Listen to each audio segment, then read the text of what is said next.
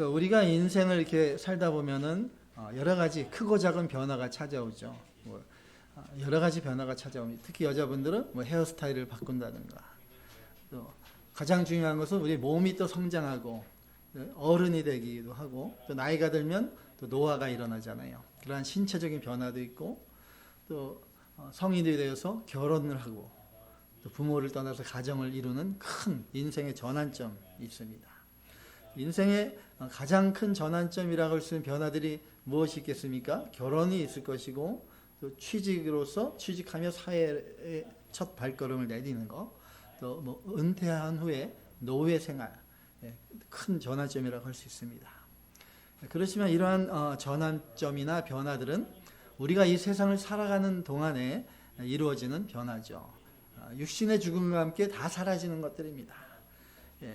그러면 무엇이 가장 극적인 변화가 되겠습니까?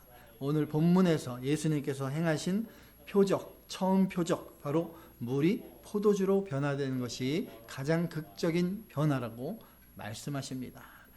그러면 가장 극적인 변화의 내용이 무엇이고, 또 변화의 조건이 무엇이고, 또 변화의 결과가 무엇인가, 이렇게 세 개의 주제로 나누어서 살펴보겠습니다. 첫 번째로 변화의 내용입니다. 그래서 물이 포도주로 바뀐 것이 왜 가장 극적인 변화인가? 그것은 예수님께서 행하신 표적이기 때문입니다. 예수님은 누구십니까? 하나님의 아들이시고, 영원 전부터 살아계시고, 지금도 살아계시고, 앞으로도 영원히 살아계시는 하나님이십니다. 이 사복음서 마태, 마가, 누가, 요한복음이 있는데, 다른 복음서와 다르게 이 요한복음은 예수님께서 행하신 표적을 많이 기록하진 않았습니다. 요한복음에는 예수님께서 행하신 표적을 7가지 표적만을 기록하고 있습니다. 첫 번째로 오늘 본문에 물이 포도주로 바뀌는 표적, 두 번째로 말씀으로 신하의 아들을 살리신, 병을 고치신 표적이 있고, 세 번째로 38년 된 병자를 고치신 표적이 있습니다. 네 번째로 오병이어의 표적이 있습니다. 다섯 번째로 날 때부터 맹인된 자를 고치신 표적이 있고요. 여섯 번째로 죽은 나사로를 살리신 표적. 그 일곱 번째 십자가와 부활. 그 십자가 부활, 가장 큰 표적이라고 할 수 있는 십자가 부활. 그래서 이 7가지 표적들을 가만히 보면 다 구원에 관련된 표적들입니다. 그래서 바로 예수님께서 우리를 죄에서 구원해 주시는 메시아, 바로 그리스도임을 나타내는 표적이 7가지 표적에 나와 있습니다. 그래서 마지막 7번째 표적, 예수님의 십자가와 죽으심과 부활, 그것이야말로 예수님이 메시아 되심을, 구원자 되심을 가장 확실하게 보여주는 표적인 것이죠. 그래서 유대인들이 예수님께 표적을 보여달라 이렇게 얘기했을 때 예수님께서 말씀하셨죠. 악하고 음란한 세대가 표적을 구하지만 요나의 표적밖에는 보여줄 표적이 없다.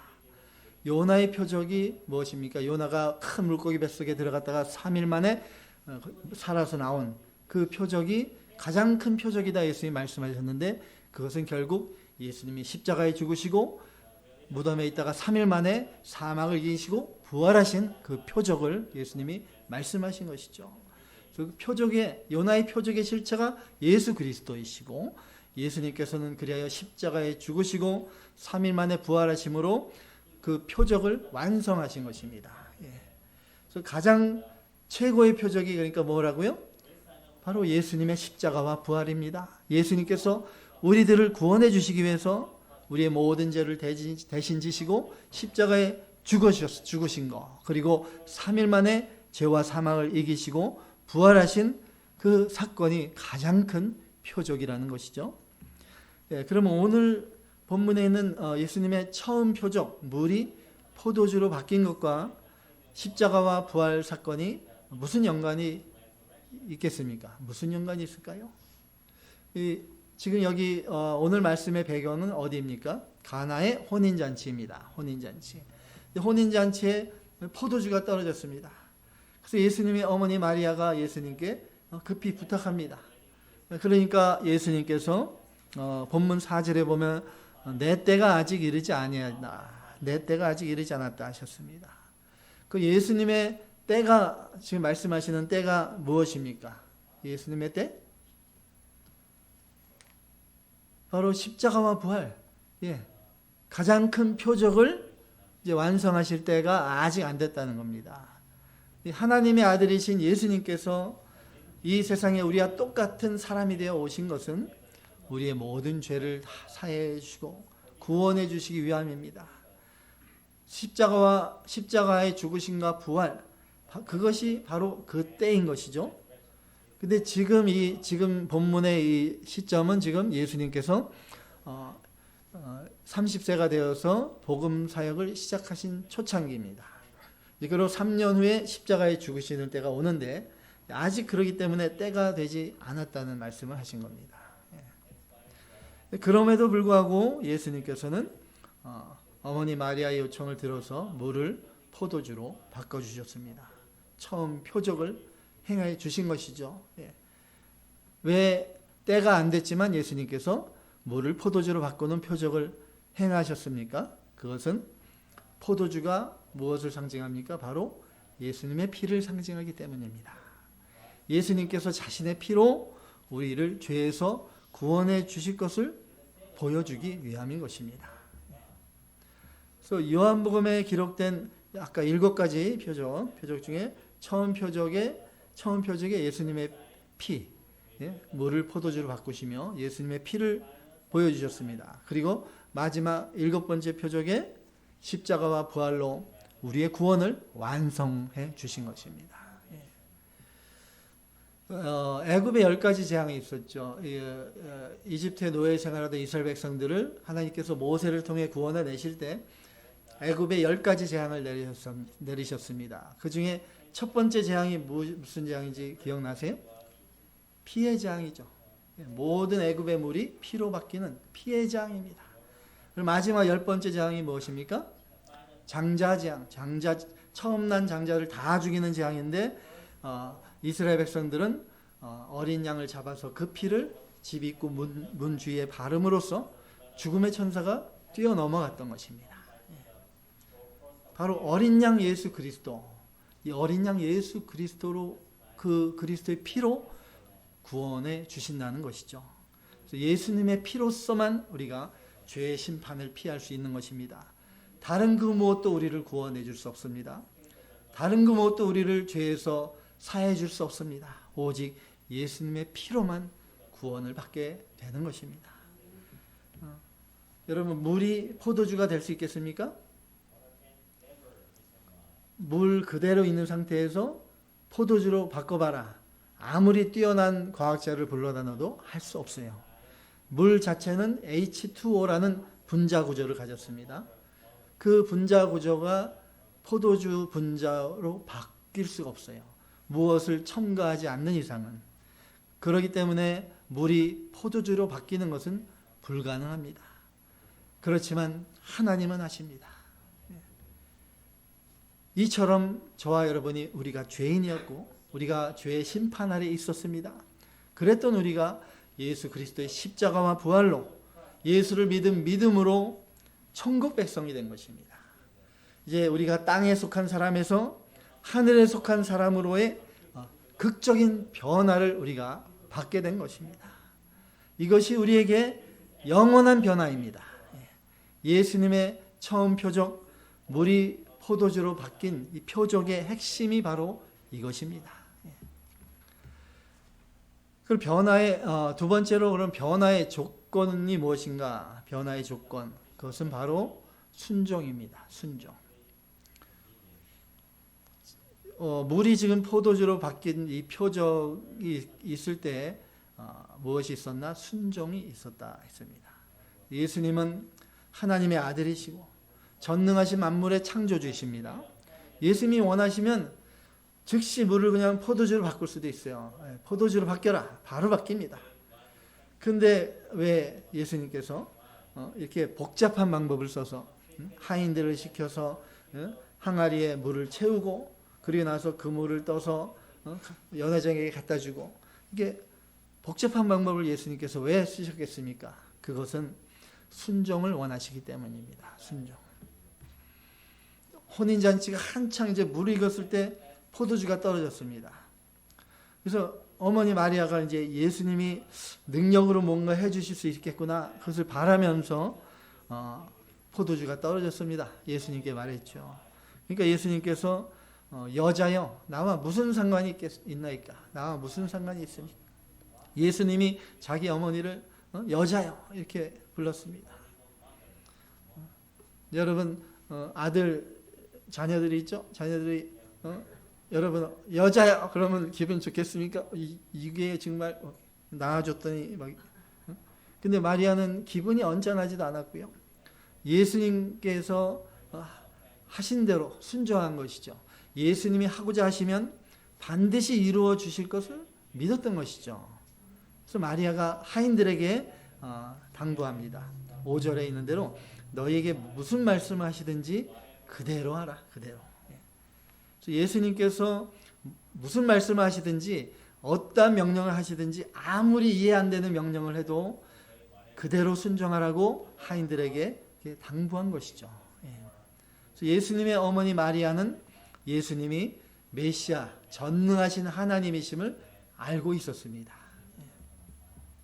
그 제 아무리 이해가 안 되고 이치에 맞지 않고 불가능해 보여도 예수님께서 하시는 말씀이라면 반드시 그대로 이루어질 것을 마리아는 믿었던 것입니다. 본문 여기 6절에서 7절 6절 7절 말씀 다 같이 합독하십니다. 거기에 유대인의 정결 예식을 따라 두세 통 드는 돌 항아리 6이 놓였는지라 예수께서 그들에게 이르시되 항아리에 물을 채우라 하신즉 아기까지 채우니 아멘. 유대인의 정결 예식을 따라 이 정결 예식 깨끗하게 하는 그 정결 예식입니다. 유대인들은 밖에 나갔다가 이제 집으로 돌아오거나 또 식사를 하기 전에는 반드시 손과 발을 다 씻게 되어 있습니다. 그래서 그 정결하게 씻는 물을 항상 그러면 어디 두겠습니까? 들어오는 입구 어디다 두겠죠. 거기다 두고 반드시 손과 발을 씻은 후에 음식을 먹게 되어 있습니다. 그것이 그들의 규례입니다. 그래서 예수님이 하인들에게 명하시죠. 항아리에 물을 채워라. 이 물의 용도가 무엇이라고요? 손과 발을 씻는 물입니다. 밖에 나갔다가 더러워진 손과 발을 씻는 물이니까 그 많은 혼인잔치 손님들이 왔겠죠. 그러니까 그 물이 얼마나 더러워졌겠습니까? 그 수많은 사람들이 손과 발을 씻었는데 거기다 물을 채운 것입니다. 근데 그것이 포도주와 무슨 관계가 있는가? 이 하인들은 순종은 하면서도 의아했을 것입니다. 아니 지금 포도주가 필요한데 지금 이게 우리가 무슨 짓을 하는 것인가? 이 손발을 씻는 이 더러운 물을 이 항아리에 채우고 이게 무슨 관계가 있나? 이해할 수 없었지만 그 하인들은 순종해서 항아리에 물을 채운 것입니다. 어디까지 채웠습니까? 아기까지 끝에까지 아주 이빠이 죄송합니다. 일본 말이 나오면 끝까지 아주 완전히 꽉 채운 거예요. 그러니까 이것이 뭐예요? 온전한 순종을 말하는 거죠. 온전한 순종. 조금도 의심하지 않고 순종하는 것이죠. 여러분 순종 잘 하십니까? 순종. 우리 부모님 세대나 이제 선조 세대들은 순종이 그래도 잘하셨는데 요즘 세대들은 이렇게 순종이 많이 부족한 것 같아요. 많은 교회들이. 근데 순종이 얼마나 중요한가. 그래서 우리가 어떤 말씀은 순종하고 어떤 말씀은 또 순종 안 하고 이게 과연 온전한 순종입니까? 그건 아니잖아요. 예수님이 원하시는 것은 아구 끝에까지 이빠이 채우는 거예요. 끝까지 순종하는 겁니다. 온전한 순종을 요구하시는 것입니다. 그렇게 끝까지 물을 다 채웠는데 무슨 일이 일어났나요? 아무 일도 아직 안 일어났어요.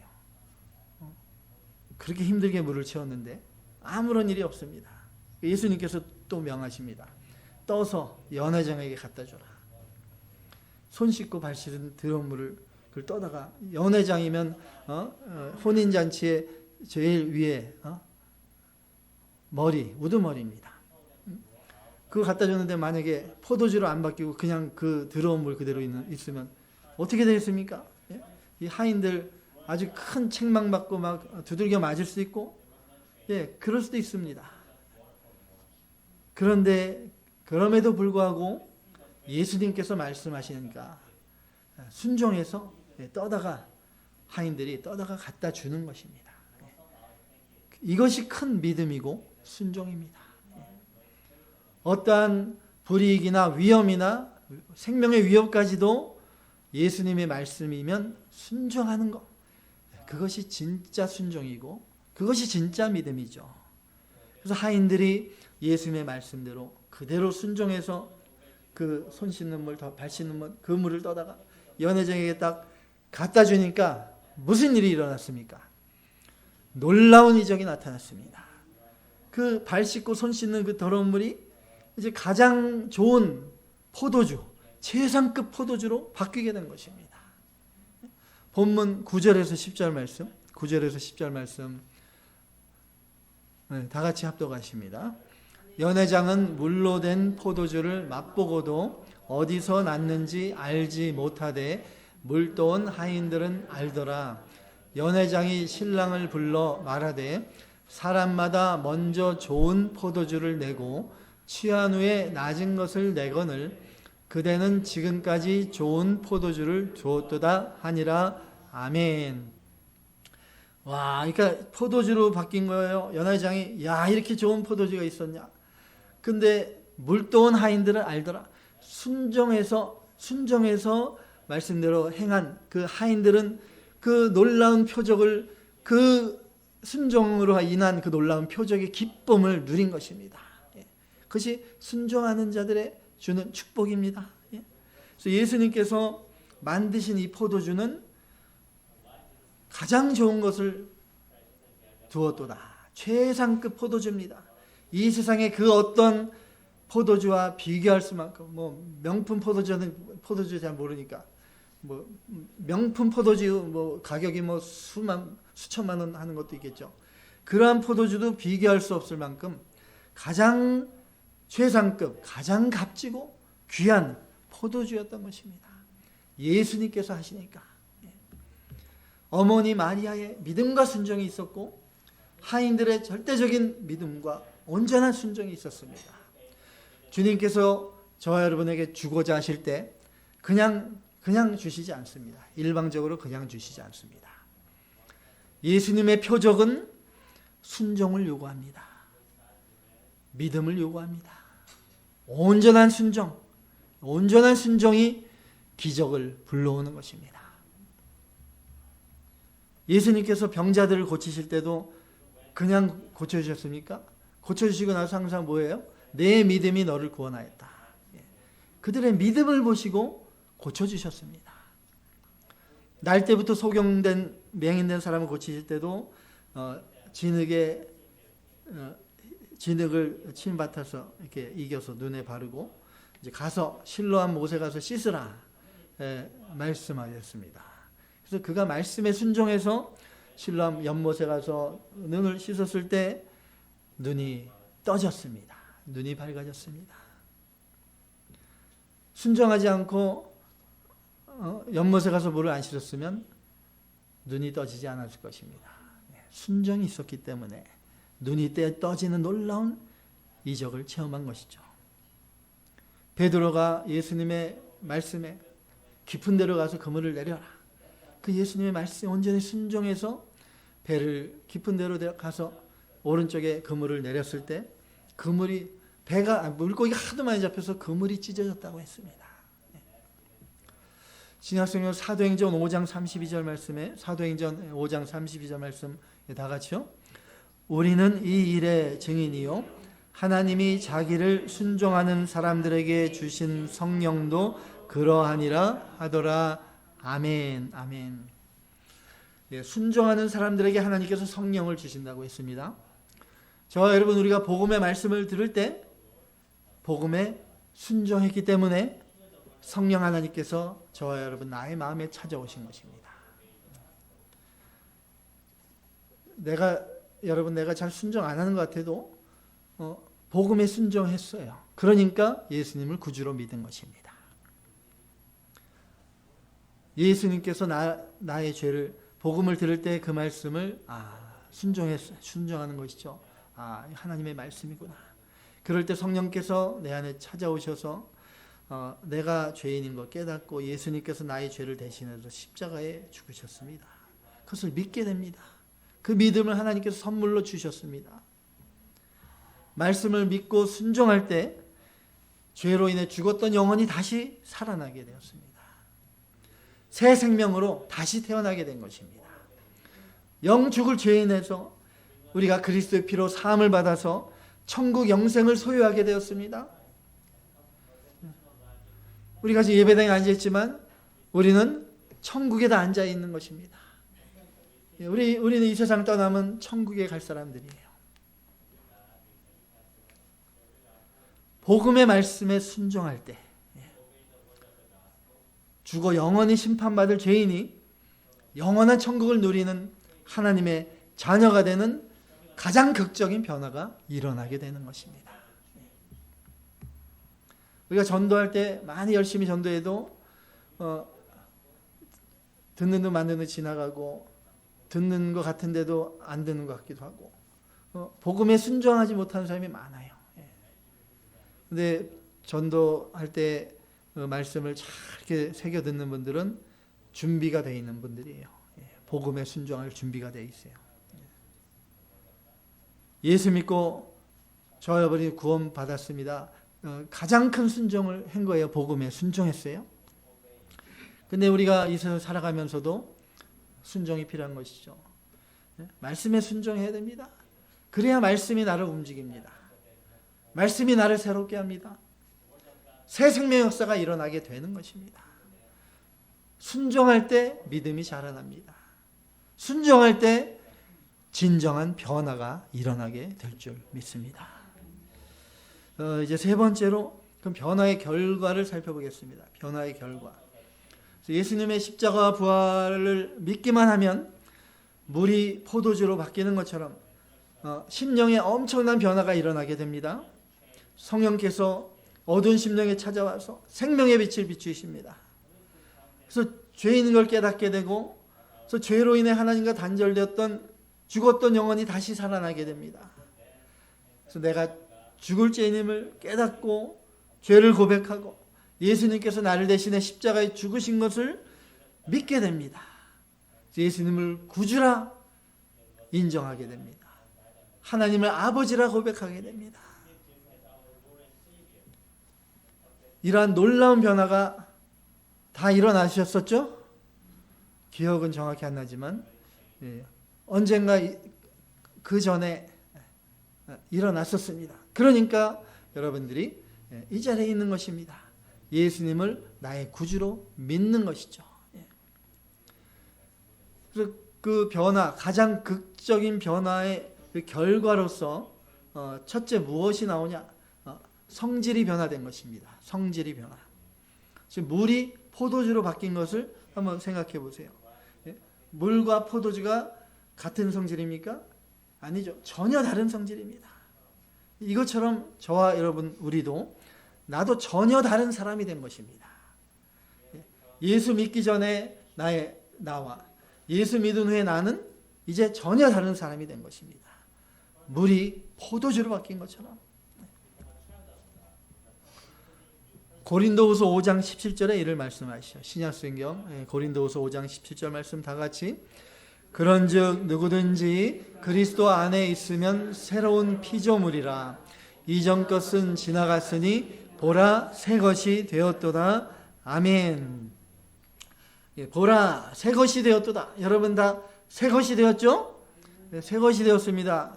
우리는 예수님 안에서 예수님의 거룩하신 그 피, 온전하고 흠없는 그 보혈의 피로 나의 속사람이 새로워진 것입니다.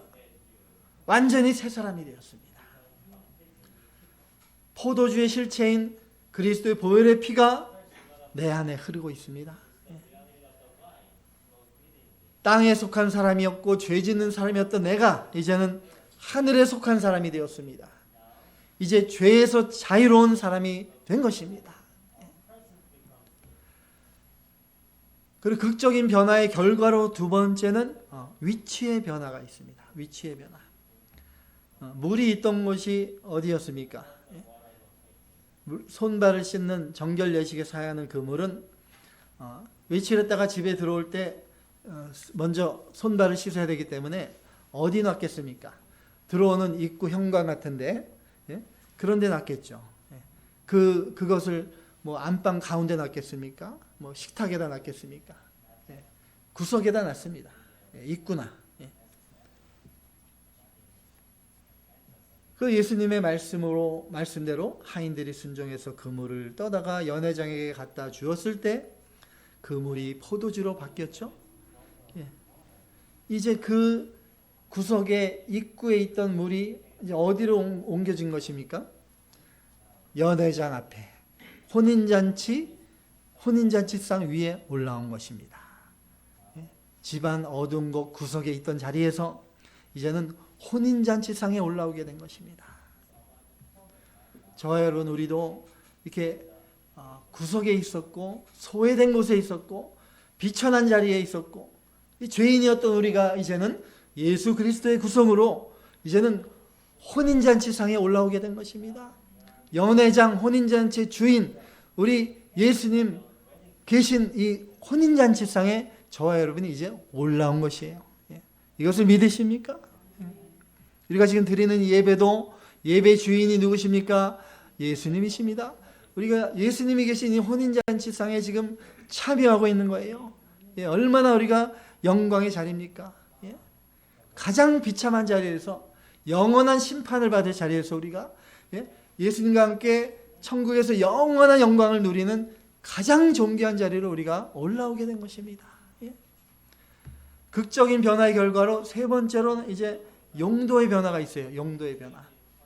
그 물은 그 유대 지역은 물이 귀하죠. 그 당시 특히 물이 귀해서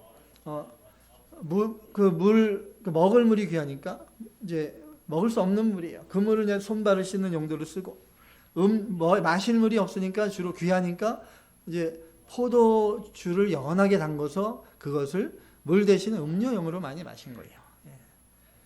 그렇기 때문에 그 당시 유대 사회의 포도주는 얼마나 귀한지 모릅니다. 물이 없으면 살 수 없듯이. 그러니까 잔치에 포도주가 없는 건 상상할 수 없습니다. 그래서 포도주 맛이 좋으면 그 하객들이 마음이 즐겁고 그 혼인잔치를 칭찬합니다. 그래서 포도주가 혼인잔치에서 그만큼 중요한 역할을 하는 것입니다. 예수님께서 천국을 종종 혼인잔치에 비유하셨죠. 마태복음 22장 2절에 보면 천국은 마치 자기 아들을 위하여 혼인잔치를 베푼 어떤 임금과 같으니 이렇게 혼인잔치 비유를 말씀하십니다. 그래서 구원받은 저와 여러분 우리를 신부라고 하시잖아요. 우리는 예수님의 신부라고 하십니다. 왜 그렇습니까? 예수님께서 장차 이 세상에 다시 오실 때 공중에서 우리를 불러주시고 우리가 예수님을 공중에서 영접하여서 영광스러운 어린 양의 혼인잔치를 열게 되는 것입니다. 요한계시록 19장 7절에 이를 말씀합니다. 함께 봉독하십니다. 우리가 즐거워하고 크게 기뻐하며 그에게 영광을 돌리세 어린 양의 혼인 기약이 이르렀고 그의 아내가 자신을 준비하였으므로 아멘. 어린 양의 혼인 기약이 이제 이르렀다. 어린 양의 혼인 잔치가 이제 얼마 안 남았습니다. 이 세상 마지막이 얼마 안 남았어요. 저와 여러분 예수님의 신부입니다. 신부. 예수님 만날 준비를 하셔야 돼요. 우리가 비천한 이 죄인에서 이제 예수님의 거룩한 신부가 된 것입니다. 물이 포도주로 바뀐 것처럼 손발을 씻는 그 더러운 물에서 혼인잔치 자리에 중요한 위치를 차지하는 존귀한 포도주로의 변화, 그 변화를 우리가 받은 거예요. 본문 10절 말씀에 이렇게 말합니다. 본문 10절. 본문 10절이 잘 안 나와봐요? 안 나오나 봐요. 10절 말씀 다 같이. 말하되 사람마다 먼저 좋은 포도주를 내고 취한 후에 낮은 것을 내거늘 그대는 지금까지 좋은 포도주를 두었도다 하니라. 예수님께서 변화시킨 그 포도주는 최상급 포도주입니다. 저와 여러분 우리는 예수 그리스도의 보혈의 피로 최상급 포도주가 된 사람들이에요. 예. 그 포도주를 많이 마시라는 뜻이 아닙니다. 예. 뭡니까? 바로 예수 그리스도의 피가 흐르고 있다는 얘기입니다. 예.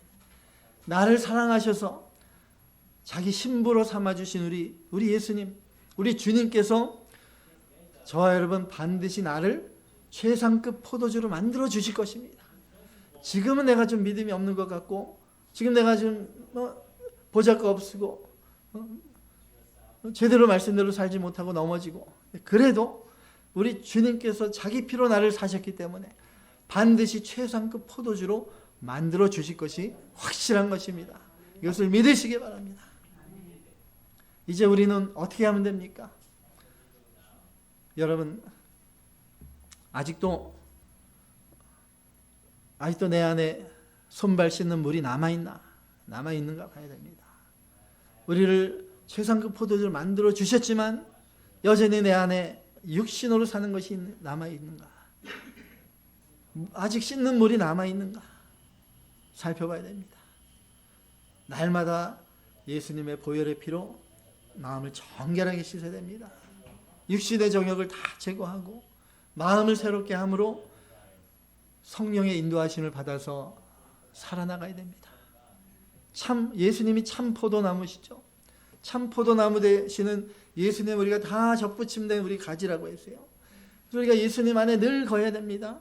그래서 주님이 주시는 말씀의 은혜, 성령의 은혜, 그 은혜를 받아서 참 포도주의 그 진액이 나의 마음을 온전히 가득 채우도록 그렇게 힘쓰며 살아가야 됩니다. 예.